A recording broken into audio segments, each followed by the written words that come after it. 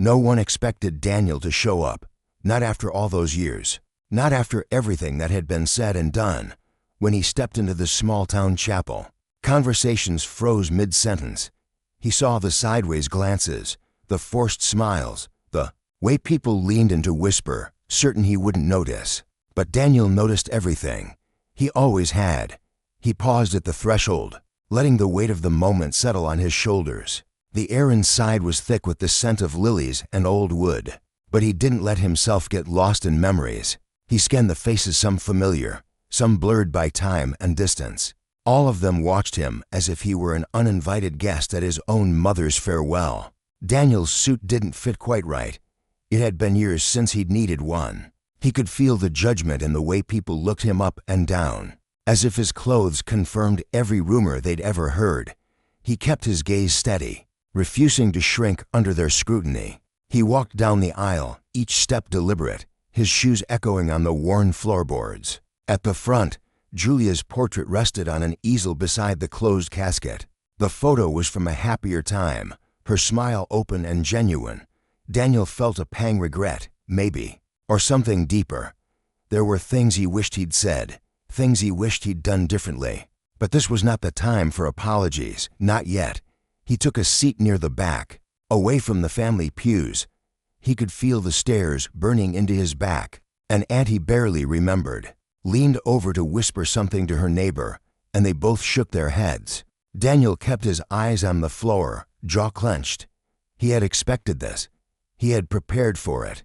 The service began. The pastor spoke in gentle tones about Julia's kindness, her generosity, her faith.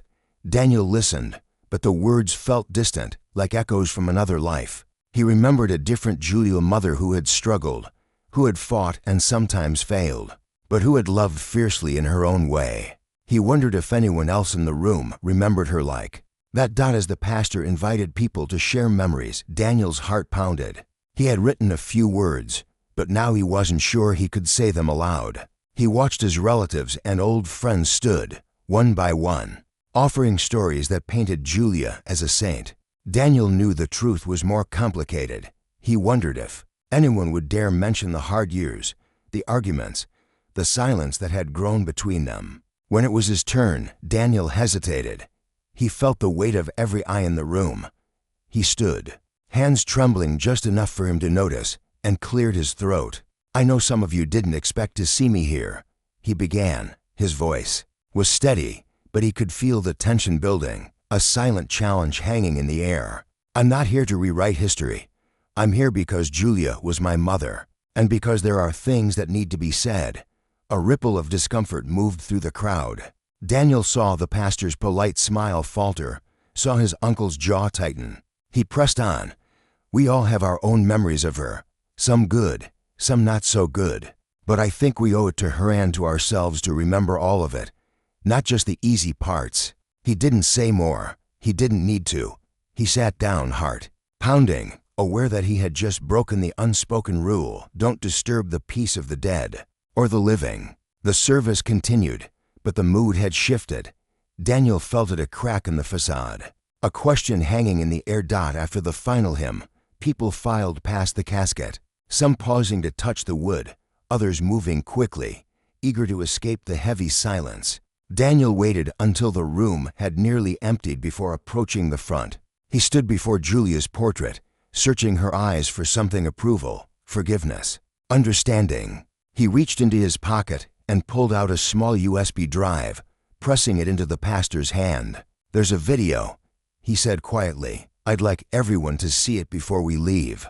The pastor hesitated, but Daniel's resolve was clear. Word spread quickly, and soon the mourners gathered again, curiosity and suspicion mingling in their expressions. Daniel stood at the back, hands in his pockets, as the screen flickered to life. He had their attention now. For the first time all day, no one was whispering, no one was laughing. The video was about to begin, and with it, the truth he had carried for so long would finally come to light. The silence after the video ended was heavier than any accusation. Daniel stood at the back of the chapel, his eyes fixed on the screen that had just flickered to black. No one moved. It was as if the entire room had been stripped of air, leaving only the rawness of what had just been revealed. For years, the people in this room had built a story about Daniel and Julia's story that served their comfort, not the truth. Now, with a few measured words and images, Daniel had forced them to see what they had chosen to ignore. He could feel the tension shifting, the way people's postures stiffened, the way some looked away while others stared at him with new, uncertain eyes. The video had not been an attack. It had not been a plea for pity. It was simply honest, a collection of moments, confessions, and gratitude for the few who had truly stood by Julia when the world turned its back. Daniel had thanked the nurse who checked on Julia after her diagnosis, the neighbor who brought groceries when she was too weak to stand, and the friend who sat with her in the long, silent afternoons. He had not mentioned the family members who had vanished, nor the friends who had stopped calling. He didn't have to. The omissions were louder than any accusation. Aunt Linda was the first to break the silence. She stood slowly, her face tight, and turned to face Daniel. "You could have told us," she said, her voice trembling between anger and something softer. "You could have asked for help." Daniel met her gaze, steady and unflinching. "I did," he replied. "You just didn't want to listen." A few people shifted in their seats, uncomfortable. The pastor cleared his throat, searching for words to restore order, but found none. Daniel watched as the room divided itself not with words, but with glances. With the subtle realignment of loyalties and doubts, some people looked at him, now with something like respect, others with resentment, but the easy certainty of before was gone. He remembered the nights sitting by Julia's bed, the way she would squeeze his hand when the pain was too much. He remembered the way the house felt quiet, but never peaceful. He had learned to live with the silence, to fill it with small acts of care. He had learned to expect nothing from those who promised everything. Now, looking at the faces in the chapel, he wondered if any of them had ever really known her, or if they had only known the version of her that fit their own stories. Outside, the sky was gray, but Daniel barely noticed. He walked out of the chapel, needing air, needing space. The parking lot was nearly empty. He leaned against the cold metal of a car, his breath visible in the morning chill. He closed his eyes for a moment, letting the quiet settle inside him. He felt exposed, but lighter somehow, as if the truth had peeled away a layer he no longer needed to carry. He heard footsteps behind him. It was Mark, a childhood friend he hadn't seen in years. Mark hesitated, hands in his pockets. "I didn't." "No," he said quietly. Daniel shrugged. "No one wanted to." Mark nodded, shame flickering across his face. "I should have called. I just didn't know what to say." Daniel looked at him, searching for resentment, but found only exhaustion. "It's not about what you say. It's about showing up." They stood in silence, the distance between them measured in years and regrets. Finally, Mark spoke again. "If you need anything, let me know." Daniel nodded, but he knew better than to expect too much. People meant well, but meaning well was easy. Doing well was harder. Back inside, the mood had shifted. Conversations were quieter, more careful. Some people avoided Daniel's gaze, others sought him out, offering awkward condolences or half-hearted apologies. He accepted them all with the same quiet reserve. He was not here for their forgiveness, nor their approval. He was here for Julia, and for himself. As the day wore on, Daniel found himself alone by Julia's grave. The earth was fresh, the flowers bright against the dark soil. He knelt, resting his hand on the cool stone. "I did what I could," he whispered. "I hope that's enough." He stayed there for a long time, letting the silence fill him, letting the weight of the past begin to loosen its hold. He stood, brushing the dirt from his knees. The wind picked up, carrying the distant sound of laughter from the chapel. Daniel turned, ready to leave, but paused. He looked back one last time, not at the grave, but at the people gathered in small, uncertain clusters. He wondered what stories they would tell now, what truths they would carry with them. He wondered if any of them would change. He walked away, not with anger, but with a strange sense of peace. He had said what needed to be said. The rest was no longer his to carry. Daniel didn't expect anyone to follow him. He walked through the quiet streets, past houses that hadn't changed since he was a boy. his mind replaying the looks and murmurs from the funeral. The video had unsettled the town, but it had also unsettled him. He had spoken for Julia, but he had also spoken for himself, for the part of him that had always wanted to be seen, not just judged. He stopped at the corner store, its faded sign swaying in the wind. Inside, the bell chimed as he entered, and Mrs. Carter, the owner, looked up from behind the counter. Her eyes softened when she recognized him. "Daniel," she said, her voice gentle, "I'm sorry about Julia." He nodded, unsure how to respond. She slid a small bag of candies across the counter, the kind he used to buy as a child. "On the house," she said. "Your mother always said you had a sweet tooth." He took the candies, feeling the warmth of her gesture. For a moment, the weight in his chest eased. He remembered afternoons spent here with Julia, her laughter echoing as she let him choose a treat. Those memories were real, even if the rest of the town wanted to forget the harder parts. Outside, Daniel sat on the bench in front of the store, watching cars pass. He unwrapped a candy and let the sugar dissolve on his tongue, grounding himself in the present. The world felt quieter now, as if the town itself was holding its breath, waiting to see what he would do next. A familiar voice broke the silence. "You always did like those." Daniel looked up to see Emily, his cousin, standing a few feet away. She looked tired, her eyes rimmed with red. She sat beside him, leaving a careful space between them. For a while, neither spoke. Finally, Emily sighed. "I didn't know it was that bad. I thought you just wanted to leave." Daniel shook his head. "I left because I had to. Staying would have broken me." Emily nodded, her fingers twisting in her lap. "I wish I'd asked. I wish I'd done more." Daniel shrugged, the old ache in his chest flaring. We all wish for different pasts. They sat in silence, the years between them shrinking just a little. Emily looked at him, her voice barely above a whisper. "Do you hate us?" Daniel considered the question, rolling it around in his mind. "No," he said slowly. "I don't hate anyone. I just wish it had been different." Emily wiped her eyes, managing a small smile. "Me too." She stood, hesitating. "If you want to talk, I'm here." Daniel nodded, grateful for the offer, even if he wasn't ready to accept it. She walked away, leaving him alone with the hum of traffic and the fading afternoon. Daniel wandered through the town, memories tugging at him with every step. The playground where he'd scraped his knees, the library where Julia had taken him. On rainy days, the bridge where he'd once sat, wondering if he'd ever belong. Each place held a piece of him and of her mosaic of moments, both bright and dark. He ended up at the old house, its paint peeling, the yard overgrown. He stood at the gate, unsure if he was ready to go inside. The house held too many ghosts, too many reminders of what had been lost. But he pushed the gate open, the hinges groaning in protest, and walked up the path inside. The air was thick with dust and silence. Daniel moved through the rooms, touching the worn furniture, the faded photographs on the walls. He found Julia's old sweater draped over a chair, the scent of her perfume still lingering. He closed his eyes, letting the memories wash over him, not just the pain, but the love that had survived in small, stubborn ways.